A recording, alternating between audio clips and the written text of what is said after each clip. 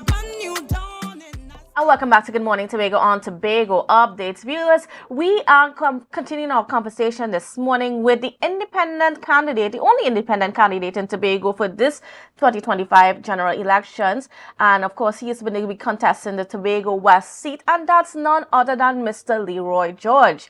And before we get into our conversation this morning, we just want to let you know that you can be a part of this conversation. And how can you be a part? Just by dialing 284-6597. That number again, 284-6597. So just get busy, get on those phones to be able to join the conversation. You can be able to ask Mr. George any question you may want to understand a bit more about him and a bit more of the representative that he hopes to be and about his goals and his aspirations and so on. So good morning and welcome to you, Mr. George. How are you doing? Good morning, Miss Jackson. How are you doing? I'm great. So, you've been on the campaign for, on the ground for a little bit since, making known that you are going up and filing your nomination and so on. And we've got just a few days to go before the general elections on Monday. How has this period changed, or has it changed any of your perspectives on being an MP? It has changed my perspective drastically. As a matter of fact, Tell me just about this it. morning it reached its peak. I had a peak of epiphany. Most people tend to think that democracy as we practice it, we in our 100 year of democracy as practiced through general elections, is about electing a particular group of persons so that you could establish majority rule, right? However, democracy is more about everybody having a voice. And that is why by 1945, even though it's 100 years of democracy starting in 1925, everybody eventually was given a voice once you were an adult to vote, etc. And as a result of that, persons need to appreciate how special this 100 year of democracy practiced through general elections is. You have 9 candidates. What that means is that you no longer have to vote for the lesser or the least of 2 inadequacies or 3 inadequacies, but you could actually look at each candidate, see what they're about, vote for that individual, and in so doing, you send a loud message to all the policymakers, all the political parties, all the candidates, all the persons even in the future who intend to become politicians, that this is an example of what we want to see in our representation. And it made me feel so good about being a candidate, and also the love that I've been getting all over the place as I go around. Now, as you've been out on the ground, and of course, viewers, please remember you can join in the conversation this morning. And of course, those numbers are on the screen, and they are 284-6597, 284-6597. But as you're going about your campaign, Mr. George, tell me about some of those things that you have learned now that should be a focus for the people. Now, you mentioned democracy, but what about the other issues that people are facing, especially in Tobago West, that has been expressed to you that they want sorted? When I came into the Port Mall to do this interview, I met an older lady, and she asked me for some money. I could tell that she's not accustomed to asking for money. She almost cried, as a matter of fact. And what had happened was she had to buy medicine. She was $3 short of the money to buy medicine. She had just missed the boat to go to Trinidad. She had some health issues, etc. And so there were so many different issues: transportation, health, all these different issues. And she didn't know I was going to be running as a candidate. She just happened to ask me just as I was about to leave, who are you going to vote for? I said, I'm going to vote for myself. I'm an independent candidate. My name is Leroy George. I said, who are you going to vote for? She said she's not going to vote. I said, let me tell you a quick story. In 2013, I told someone that I was not going to vote. And at that time, I was a disgruntled, underemployed individual, not too long, came out of university, etc. And I was on the corner with some other disgruntled young black men. And a guy, his name is Leroy Cape. He said, Leroy, you got to vote even if you don't like any of the candidates available. The reason for that being, when people that look like us, think like us, meaning young black men, etc., do not vote, the policymakers, the lawmakers, etc., they see who went out to vote and they see who did not go, and they will not consider us when they are making their laws and policies.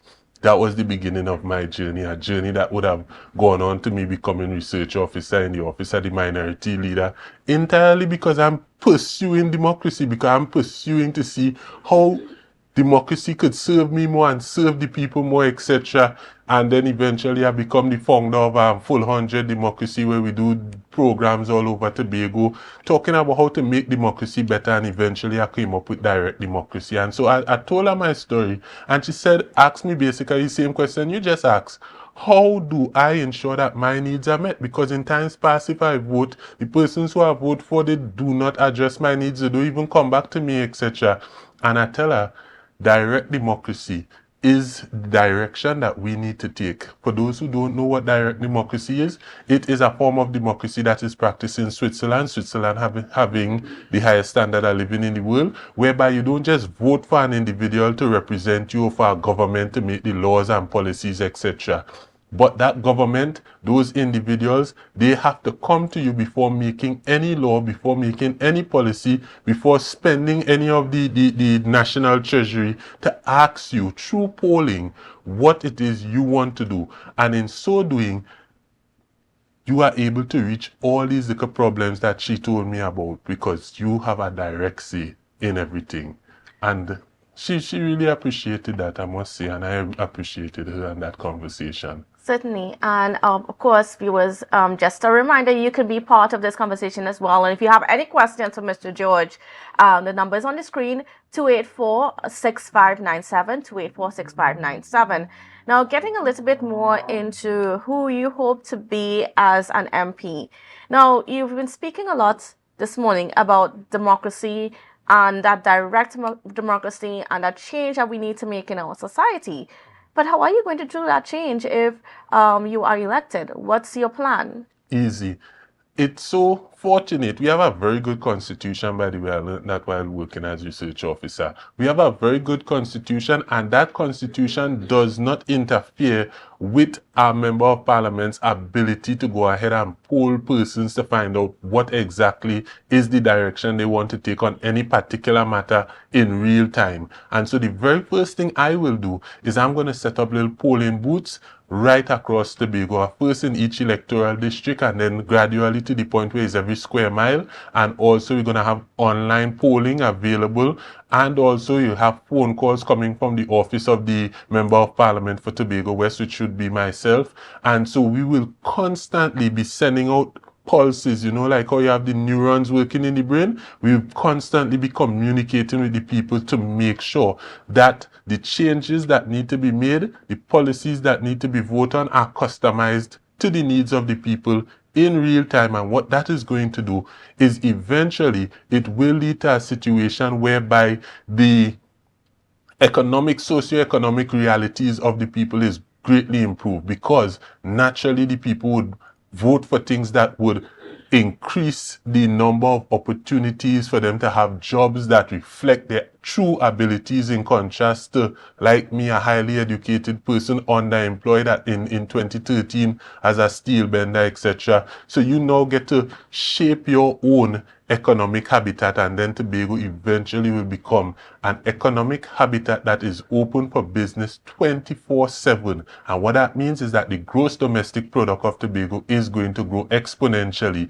because the private sector has the ability to grow on a 24-hour basis. Whilst if you're leaning heavily on the public sector, as is the case right now, the public sector, that is the government sector, it usually works on a little 8-hour schedule. And so there is where not only are you going to have more money, more goods and services, higher employment, but you're also going to deal with, and I think this is probably one of the most important things that we all have to function to our highest and greatest capacity, in contrast to something that is less than what we're capable of. Now, when we look at the role of an MP, one of them is to be a legislator. So you're down in Parliament and you're being part of that body of people that has a direct influence in the laws and amendments to laws that are made in Trinidad and Tobago.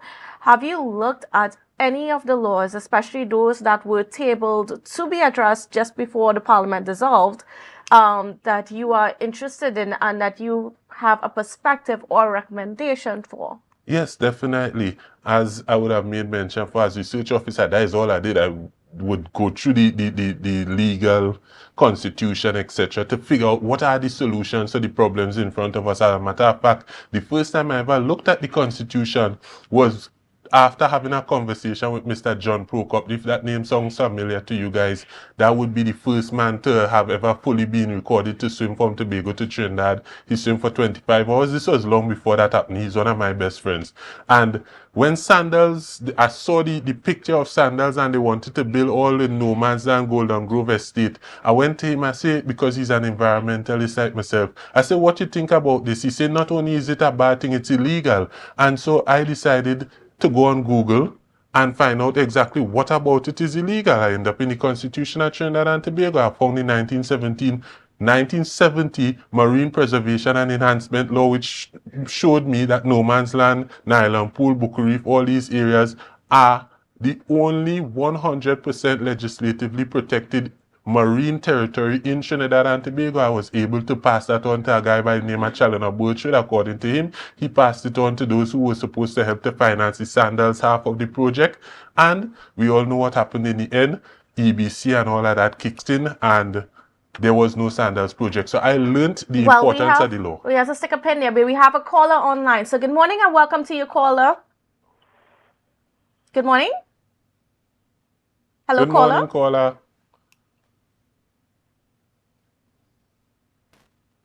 I think we may have lost a caller. Let's try once again. Good morning and welcome to the program.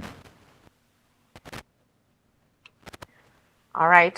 Well, just a reminder that you can be a part of that this conversation this morning. And the numbers are on your screen, 284-6597, 284-6597. Give us a call. Pose your questions to Mr. George, who is, of course, the independent candidate for the Tobago West constituency. Good morning. Hello. Good morning. Go ahead with the question, sir. Good morning. Okay, let me go with the question one time. First of all, let me just state to the candidates. Apparently, she's not hearing. Yes.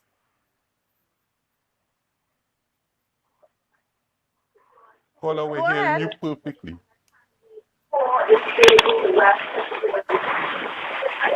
Hi, good morning, Kandace.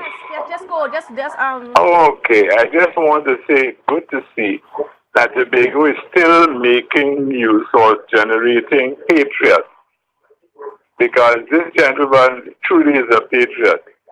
My kind of political candidate, because he's not willing to chase after colors. All right? I want him, and he should know this. We have people falling in and out of political organizations.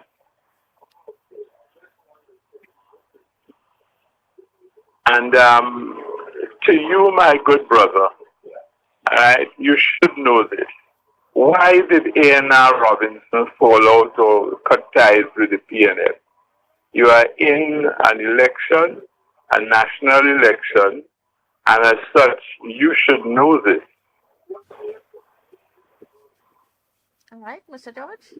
So, I think by the way I recognize that voice, that may be a former Secretary of Tourism in the Tobago House of Assembly before before it became what it is today as a $2 billion institution. And he asked, why did A&R Robinson fall out with the People's National Movement? To my understanding, I wasn't in that time, but to my understanding, the answer to that question was in 1970 there was a Black Power Revolution. And A&R Robinson may not have.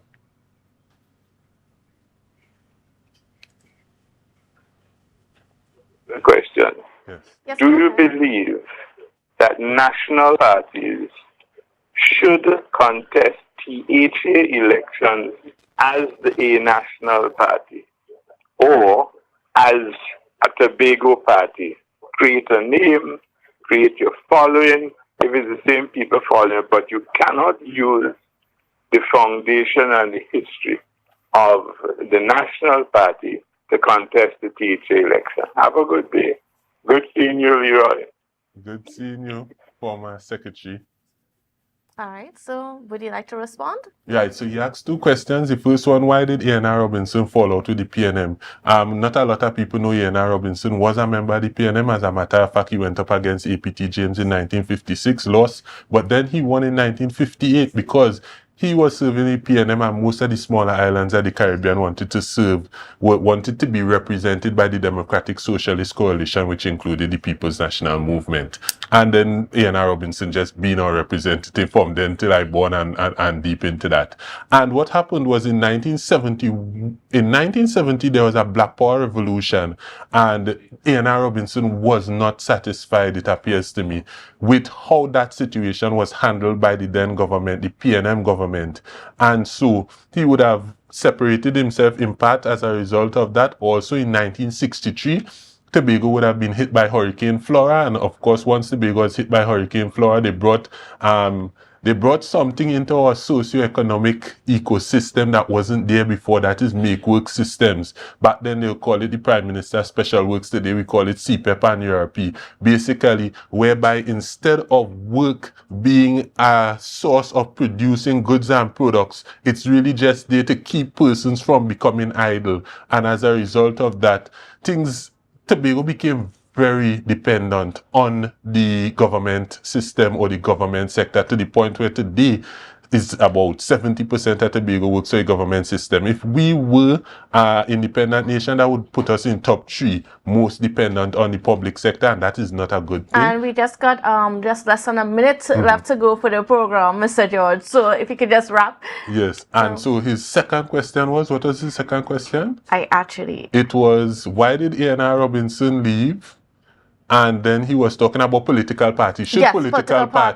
Should national political parties contest THA elections as national political parties? My immediate thought on it, and I've not put a lot of thought behind this specific question, is no. They should create, just like you have in the PNM, the one good thing that I would say they did is create a Tobago arm of that political party, and in that way you have an entire organization of individuals doing group thinking towards fixing customized issues in Tobago, giving customized fixes to the issues in Tobago, and so that would add to Tobago's autonomy. It would add to increasing exponentially the socio-economic status of each and every one of us as Tobago. All right, and that's how we're going to have to leave things this morning, but we're not done on Tobago updates yet, because we have more conversations coming up for you with candidates that are contesting the general elections. And so you want to stay tuned to Natalie Seeley Richardson, who is going to take us through the next hour. But for now, that's it from me. Thank you for viewing and stay tuned.